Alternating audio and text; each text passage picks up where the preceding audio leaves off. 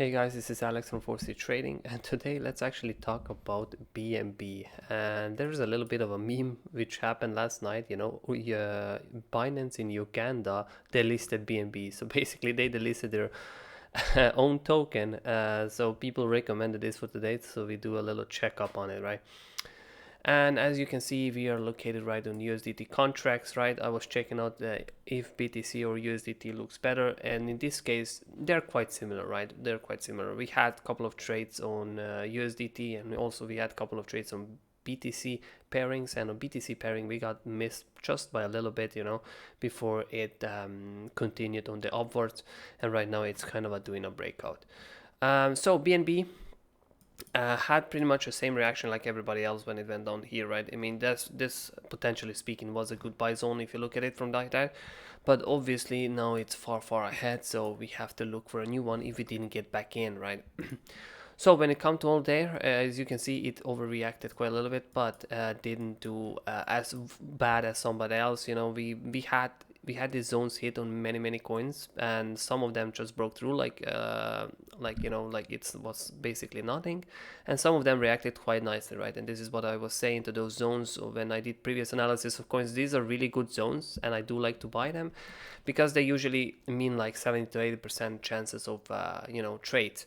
And this time around, as you can see, it didn't work on some of my coins because probably I picked too illiquid pairs, or I mean, I always try to go with a good liquidity. By this time, I guess I picked some of the bad illiquid pairs, right?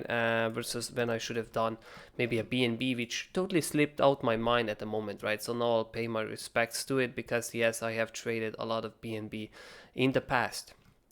So right now, okay, so if we just look at it right now in the current position when BNB is located, right?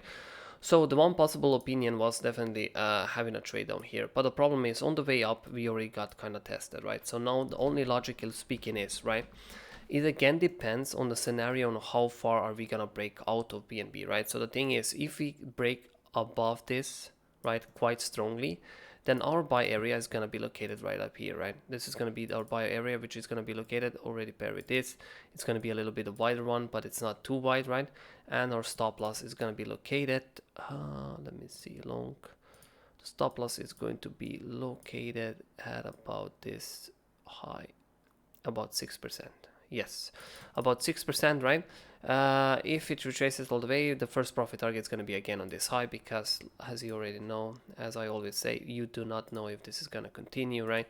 So yes, the stop loss is located right here on the top, which you take your first profit target, and then the rest we're going to write. Okay, we can also place a second profit target here, okay, around here. Okay, so the first profit target is going to be 13% movement, or about 2R. The second profit target is going to be 32% movement on the whole coin, or about 4R, right?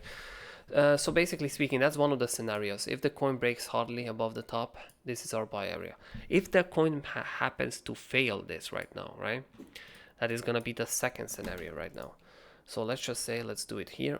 So if the coin happens to fail right now, right, then our buy zone is going to be located a little bit lower, which is already, in this case, yes, you could say this is a tested area, but I'll be taking my trade here again.